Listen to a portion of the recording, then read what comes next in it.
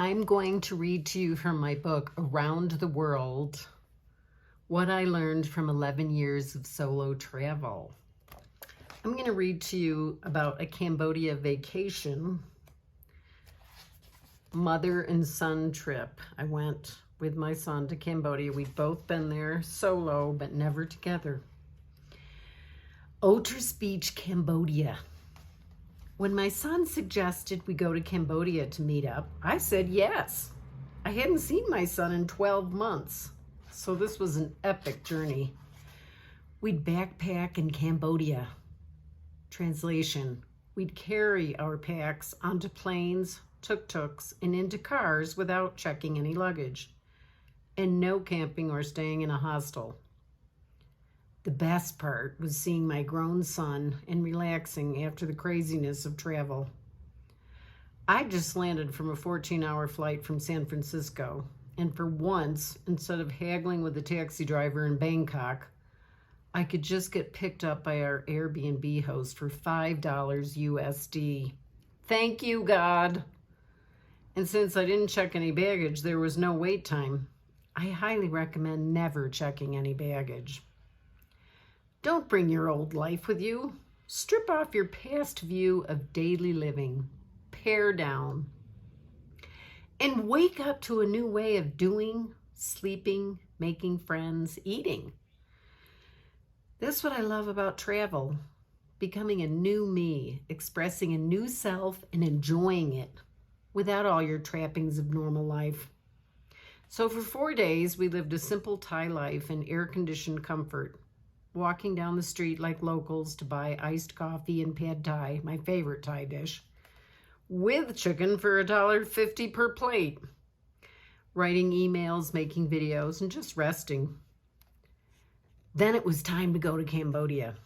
We'd both been solo to Cambodia, but this was the first time we went together. We waited at the airport, sipping coffee and reading. The flight wasn't full, so we had 3 seats to ourselves. We hadn't been on a fun trip for years. Usually, I'd go see my son in Nepal, where he lived, and help him with his humanitarian foundation, or he'd come to Hawaii, where I lived. When you're home, there's work to do. So this was a new journey away from both of our homes. We landed in beautiful downtown Phnom Penh. It was only a one-night stay, so we enjoyed the view of the sun setting over the river and headed downstairs for dinner at an outside cafe next door. Even in the big city of Phnom Penh, you can be in the middle of the touristy section and pay 75 cents to $1 for a beer with a view, and only $3 to $5 for dinner. You feel rich. Life is worth living when you can stop and enjoy your family and friends. We don't have much time here on Earth. Hold your loved ones close. And I stopped pushing. That's what my trip to Cambodia taught me. What did I do? I took naps, read books, wrote more than I do on a daily basis, finished videos, and swam in the ocean. But the best part was this: persuading my progeny to go have a drink with me while watching the sunset at the beach, and motorbiking with him on the back roads of Otters Beach, Cambodia, and going into town to buy fruit and cheese.